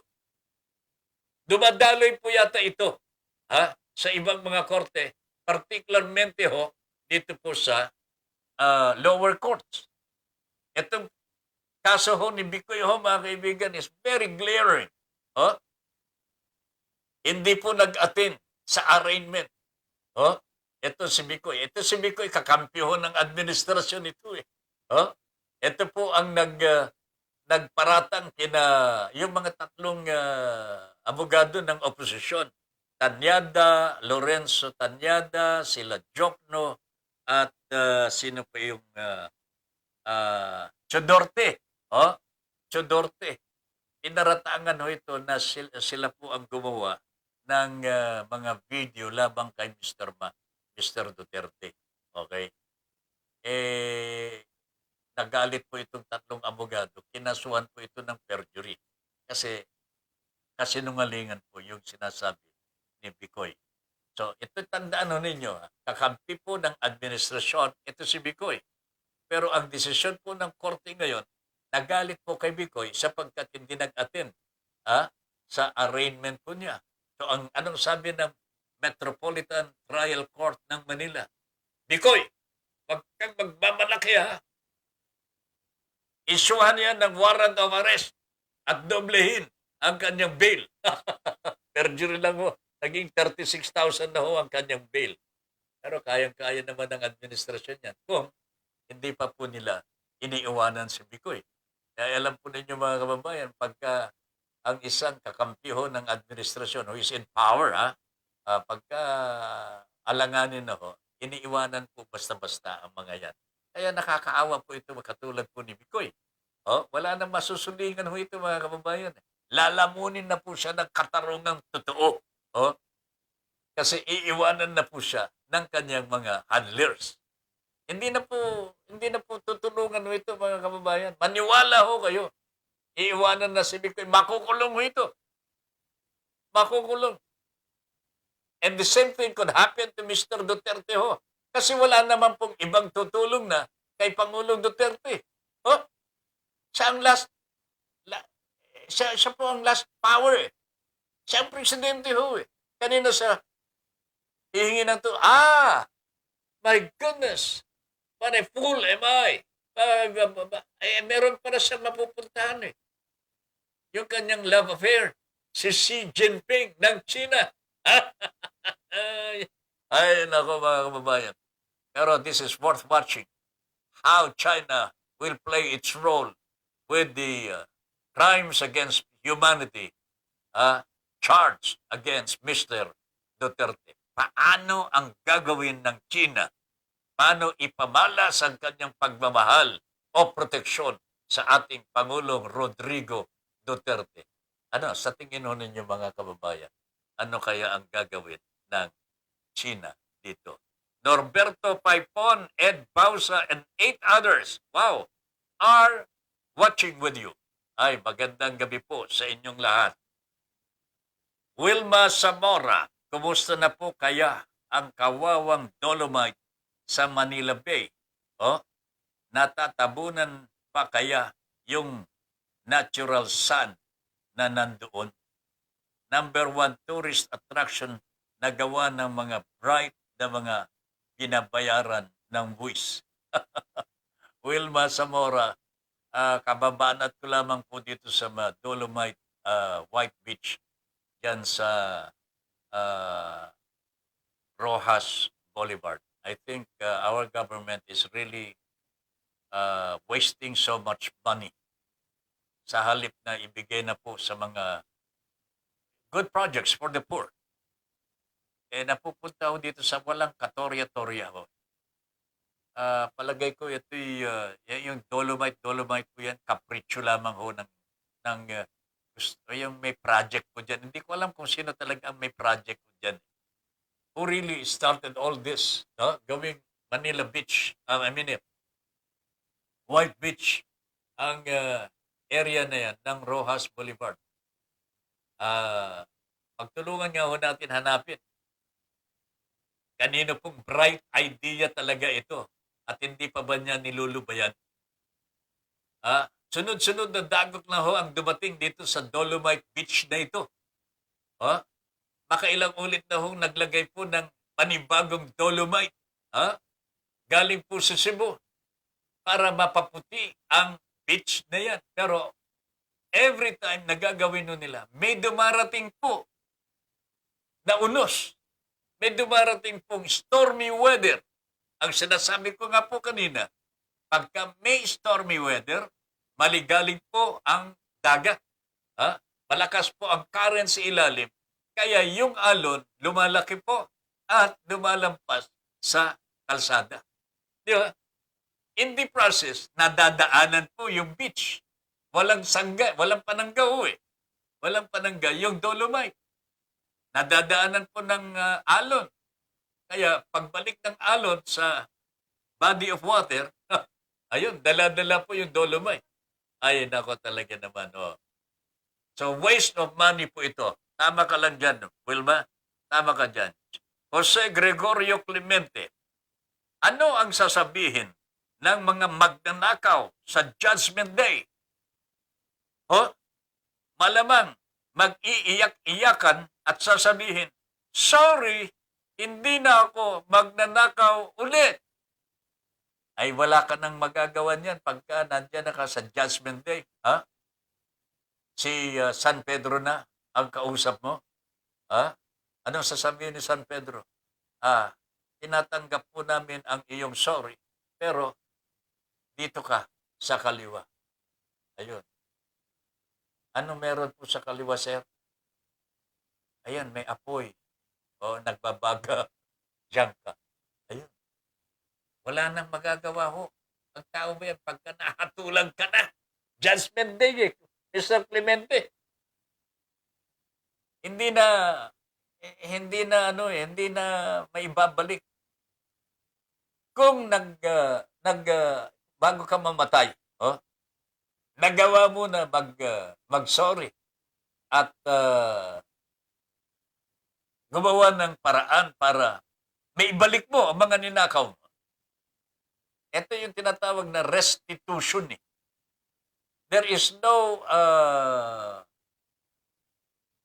full forgiveness without the offender doing some restitution for what he has done.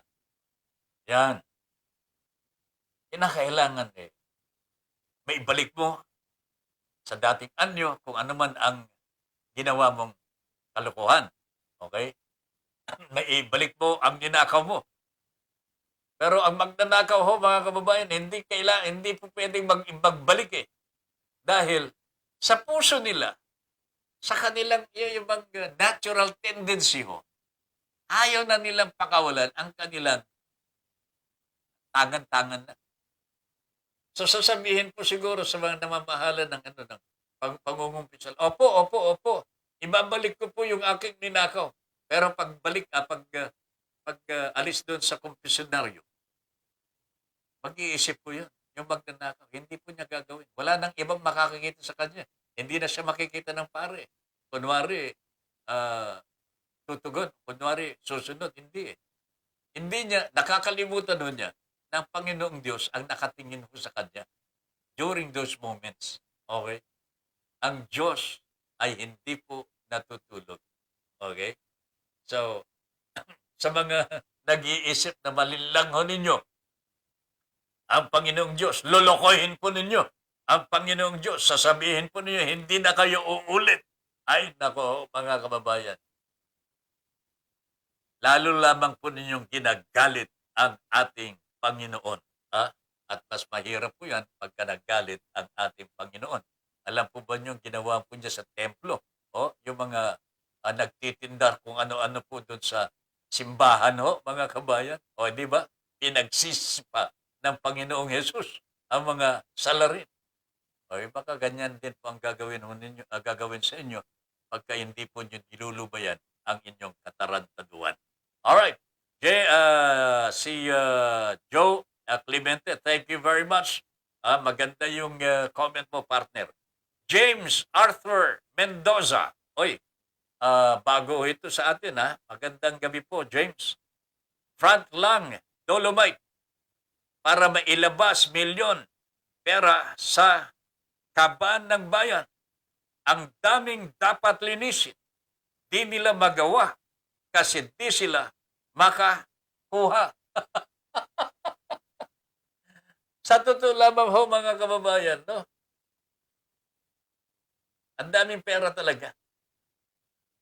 Pero, bakit po yung ibang mga projects ang daling pagdakawan? Sa mga infrastructure programs ng DPWH. Magagaling ho yung mga corrupt po dyan. Magagaling. Kasi may pinag-aralan eh. Matataas ho ang kanilang mga pinag-aralan. Yung mga magnanakaw ho. Saan po kayo nakakita ng isang magnanakaw na walang pinag-aralan? Kaya, napapag-isipan ho natin ang pinagtatalunan ho eh. Yung bang namimili ho tayo. Sino bang gusto nating ilagay bilang Pangulo natin para sa pagbabago? Yung may pinag-aralan po ba talaga? O yung nakakaintindi sa buhay? Ayan. O hindi pa nakapag-aral ng gusto, pero may nalalaman naman po sa buhay at malapit ang kanyang kalooban sa kapwa-tao. Alin po ba dito sa dalawa? Okay? Sa ngayon, mga kababayan, napakahirap pong pagkatiwalaan ang isang may pinag-aralan ho. Hindi mo alam kung lalansihin ka na niya o ano eh. Kasi marami po silang pamamaraan, pinag-aaralan ho nila ito eh. Maganda po sana kung itong mga marurunong at mga edukado ho, may takot sa Diyos. Walang takot po sa Diyos. Nananaig po yung kanilang kasakiman. Kagustuhan po ng demonyo na sila'y lamunin. Okay? Yan ang katotohanan po. Kaya napapag-isip-isipan ho natin. Sa darating na halalan ho, it will be very, very decisive for us. It will be a decision-making process for all of us. Sino po ang dapat po nating tangkilikin na mamuno sa ating bansa? Okay? Nasubukan na po natin ang mga ekonomista, mga abogadista, oh, mga kung ano-ano po dyan. Pero lahat po sila, dala po nila tayo sa bangin. Nandito na ho tayo sa nalalaglag na ho tayo eh. Nalalaglag na ho tayo. Nandito na po tayo sa lupa.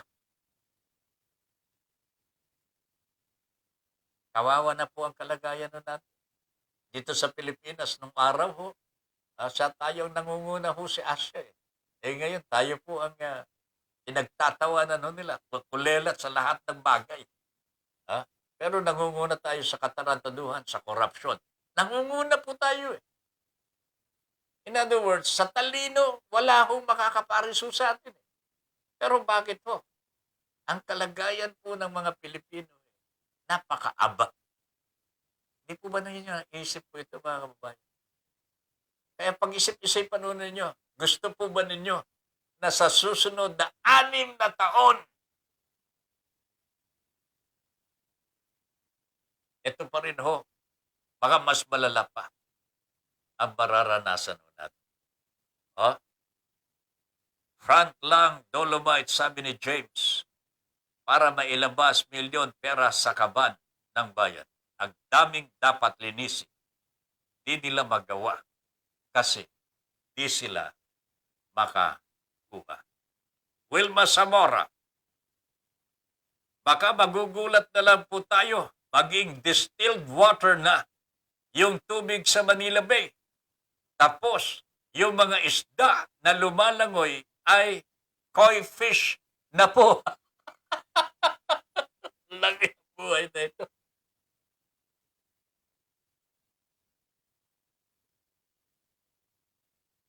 Talaga naman ho.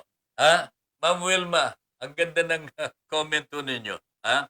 Charlie Fry, noong kalakasan pa ni Duterte, grabe din ang pakikipagbalitaktakan ko with the Dutaes.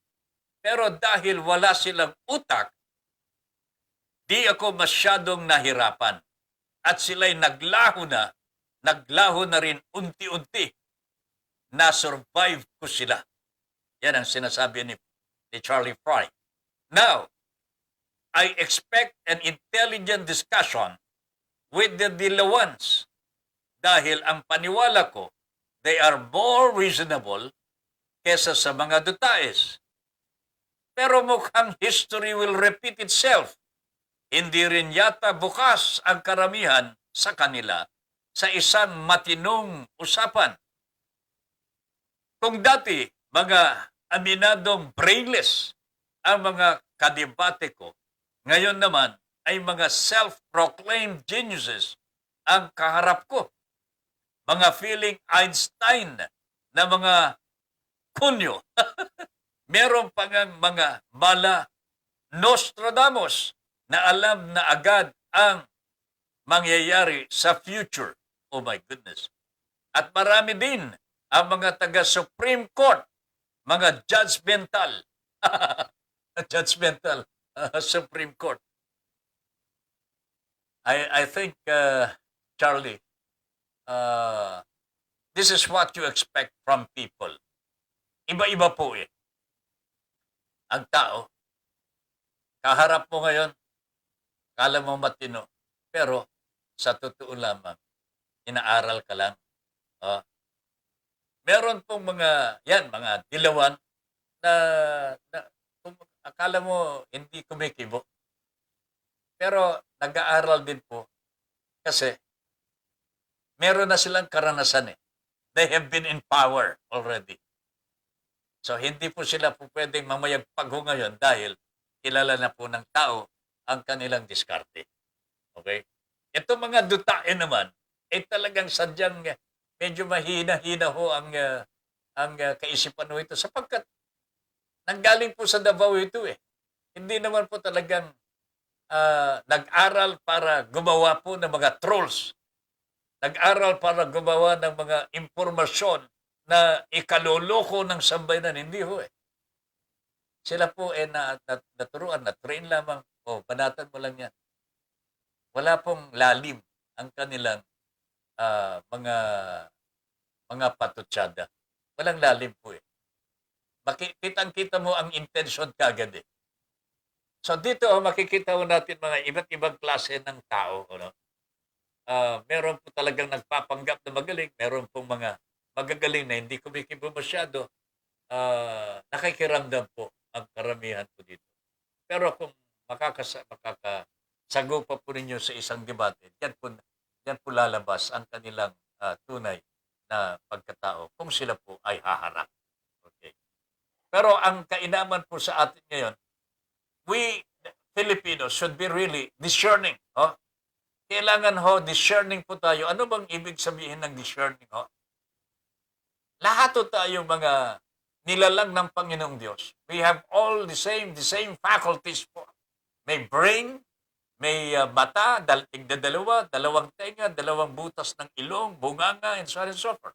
Hands, feet, heart, and so lahat the faculties that you need to be a good person is there with you. Yan ang kagalingan po ng ating Panginoong Diyos. Hindi po nagkulang.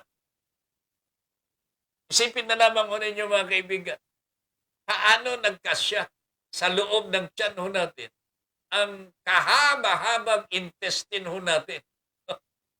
Diba, kilometro ho yata ito eh. Pagka pinagdugtog-dugtog pagka inilabas ho ninyo. Paano nagkasya ho yung mga para buhayin po ang tao. Di ba? Kagalingan po ng ating Panginoon. In other words, God in His goodness has given us all these faculties to behave according to His desire. Okay? According to His desire. In other words, may plano po ang ating Panginoong Diyos para sa atin. Gumawa ng mabuti para makasama tayo muli sa Kanyang kaharian. Okay? Ngayon, hindi niya pipilitin. Hindi kanya pipilitin. Binibigyan ka ng karapatan mamili. Gusto mo sa demonyo? Gusto mo sa akin? Simple lang po yan. Pero, lahat ng kailangan mo para bumalik ka sa akin, nandiyan na sa iyo. So, ang ibig sabihin lamang ho nito mga kababayan, tayong mga nilalang ng ating Panginoong Diyos, we have all the faculties to be good persons. Kung ang ating kapwa ay hindi po nagpapakatino, we can influence by doing what is right and what is good. Ito lamang po mga kababayan ang nakikita kong paraan para masugpo po natin ang kasabaan po sa ating lipunan without really lecturing. Hindi ho tayo magle-lecture, hindi po tayo magsisermon. Hayaan na ho ninyo. Gawa ho po ng mga pare yan. Gawa po ng mga lecturers po yung magle-lecture. Pero tayong ordinaryong mamamayan, our only pinakamainam na gagawin ay gawin kung ano ang tama ayon sa abot ng ating kaisipan at ang ating pagmamahal sa kapwa. That is the best thing that we can do at the moment. Sabi ko nga po, hindi tayo pare, hindi po tayo mga theologians, hindi tayo mga philosophers. Ang kailangan lamang po natin ay gumawa ng tama, gumawa po ng karapat-dapat na gawin po natin ayon sa kagustuhan ng Diyos. Pagka yan ay nakikita ng ating kapwa, sa buhay po natin, baka sakaling maka-apekto po tayo sa kanilang pagbabago. Mahirap pong gawin ito mga kababayan, pero ito ang gusto siguro ng ating Panginoon Diyos. Okay? Alright. Bernard Samonte, Popol, na abogado yan si Digong. Kala niya, alam niya na lahat. He is not a brilliant lawyer as he is. Sabi ganon ni Bernard Samonte. Alam po ninyo mga kabayan, talaga. No? Ito na lamang hong Vice President issue. gagawa daw po siya ng paraan para magkaroon ng immunity ang Vice President. Kailan? Alang niya talaga ito. Jane Cruz is watching. Good evening. Ram Malonzo. Ay, Ram, magandang gabi sa iyo. Ha? Jane Cruz, good evening, Sir Ben Paipon. Watching from Novaliches. Ay, magandang gabi po. Nice new haircut. Oy, napuna rin ni Jane ang ating haircut. Dapat dyan sa Manila Bay, linis-linis lang. Hindi na pwedeng gawing beach yan. Cleaning lang dapat. Sa tingin ko, Bernard, that is what is necessary there. Hindi na kinakailangan ng white sand beach. Nawawala ho eh. Nadudungisan ho eh. Every time merong stormy weather, ayun ho. Nilalaman po ng alon eh. Nako talaga naman. Charlie Fry, sa dami ng matalino sa Pilipinas, pulubi pa rin tayo. At yung isang kilala kong mangmang, bilyonaryo. What an irony. Sa totoo lamang, Padre. Sa totoo lang. Hindi natin alam talaga ano bang nangyayari sa buhay natin. No, talaga. There are things that the plan of God really is not transparent. Yung mga hindi natin nakikita. Pero this is what discernment is all about. Ilitin ho natin makita ang kalooban ng Panginoong Diyos. Catherine Calvin is watching. Good evening, Catherine. Joey Ortiz is also watching. Good evening. Bernard Samonte, sabi nila, edukasyon ang sagot sa kahirapan. Bakit ang nagnanakaw sa gobyerno edukado? Yan ang problema ho natin eh. Kasi wala silang wala silang katinuan sa pag-iisip. Education gives you the preference na maging matino sapagkat nag-aaral ka eh. Pero hindi po guarantee na maging matino ka pagka edukado ka. Yan ang masaklap po na nangyari po dito sa atin. Kung sino pa yung magnanakaw, siya po ang edukado. O kung sino pa yung edukado, siya po ang magnanakaw. Okay? Sa paglilingkod sa bayan, puso ang dapat mamayani. Pero sa larangan ng politika, hindi pwedeng puro emosyon, sabi ni Charlie Fry. Dapat ay gagamitin din ng isang bukas na pag-iisip. Ulitin ko, bukas na pag-iisip. Hindi antas ng pinag-aralan. Ayan. Eto na ho. Talagang nagsasalita na po ang taong bayan. Dapat bukas ka sa lahat ng option basta hindi ka lalabag sa iyong prinsipyo. Ang iyong tagumpay sa larangan na ito ay nakasalalay sa kung hanggang saan ka o pwedeng makipagkompromiso upang makamit ang panalo. Hindi katulad ng ginagawa ng mga kongresista. In politics, it is compromises. Pati prinsipyo, ikinokompromiso. Pati prangkisa ng ABS-CBN na kompromiso ay dahil sa politika. Sa isang halalan, tayo bilang mamamayan ay binibigyan ng kapangyarihan na humusga. Pero ito ay depende pa rin sa isang sitwasyon. Dito nagkakahiwalay ang matalinong botante sa mga sunod sa agos lamang. Ang kadalasan, tayong lahat ang napapahamak dahil sa kagagawa ng iilan na hindi gumagamit ng lohika at sentido komon. Ang ganda nito Yung mga botante na mapilit lang ang gusto para masabi lang na may paninindigan sila. Pero paano mo paninindigan ang isang pundasyon na walang sapat na tibay at itinitindig lamang ng emosyon at hindi ginamitan ng logic at common sense? Kaya hanggang ngayon, miserable ang ating bayan dahil sa ganyang pananaw. Ayan ho, mga kababayan. Medyo mahaba-haba po yung comment ni Mr. Charlie Fry pero napakadaling intindihin. Sana po sa ating pag-iisa, pagka hindi na tayo nakikinig po dito sa ating programa, paglilimi-limiin ho natin yung mga messages nito. Ang totoo niyan, ang dami-daming magagandang messages galing po sa inyo eh. Galing po sa mga kababayan ho natin na nanonood po dito sa Your Honor Please. Napakaganda kanya. I make it a point to read all of them. Hanggat maaari ho, wala akong pinalalampas ho mga kababayan. I appreciate, natutuwa po ako, nagagalak pagka meron po akong binabasa mga messages galing po sa inyo sapagkat alam ko po, galing sa puso ang lahat na mga yan. Mercedes Ong, good night na po. Kuya Ben, uy, mag-good night ka na ba? Oo nga no, alas 10 na ho eh. Good night na po Kuya Ben Paipon. Nakatulog po ako. Ingat lang po palagi. At Madam Lynn, good evening. DM Go is watching still. Good evening po, Sir Ben Paipon. Magandang gabi po din po.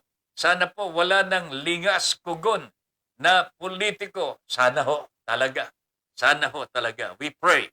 Bernard Samonte, if they will vote Leni Robredo for president, she is honest, she deserves to be president. Yan ang paniniwala ni Mr. Bernard Samonte. Sinisiguro lagi nila ang pansariling interest nila. Kaya di tayo umuusad, sabi ni DM Go. Yan ang dapat palitan na ho natin. Maghanap po tayo ng mga kandidato talaga na hindi po palaging pansarili ang inaatupag. Kitang-kita naman po natin itong mga politiko na wala nang ibang ginawa kundi magkamal ng limpak-limpak na salapi. Iwasan po natin unang-una itong mga sugapa, gahaman sa pera. Okay? Madaling makita, maramdaman po ng taong bayan itong mga klaseng taong ganito po. Salamat po Sir Ben Paipon, sabi ni DM Ghost. Salamat din po sa mga pagsali ninyo dito sa ating Your Honor Please. Okay. Wala na tayong oras po sa kabuuan.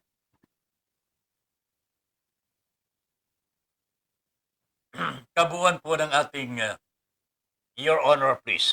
Uulitin ko lamang, sana po pagbigyan po ninyo ang kahilingan po namin. I-like and i-follow po ninyo ang page po natin. Ang page po natin sa Broad Streamcast Communicators. Okay? Like and follow. Okay? Yung page Broad Streamcast Communicators. Okay? Maraming salamat po. At ganun din po yung YouTube natin. Meron po akong YouTube na ginagawa at may gagawin pa. I-subscribe naman po ninyo. Hanapin lamang po ninyo Ben Paipon sa YouTube. Okay? Sino po ito? Wala na? Okay na. Okay. Bernard Samonte, God bless Mr. Paipon. Have a good night. God bless the Philippines. Thank you very much. Bernard, until next time. Bueno, abangan natin si Parang Doy. Susunod na po. Ngayon din po ang kanyang programa. Alas 10 hanggang alas 12 ng hating gabi. Until then, until tomorrow, alas 8 hanggang alas 10. Ben Paipon here, saying thank you very much for allowing us into your homes and for giving us the privilege to be of service to you. Good night, everybody. Inyong natunghayan ang makabuluhang pagtalakay sa mga isyong napapanahon. Hanggang sa muli, dito pa rin sa Broad Streamcast Communicators. Para sa malayang pamamahayag. Your Honor, please. Maraming salamat po.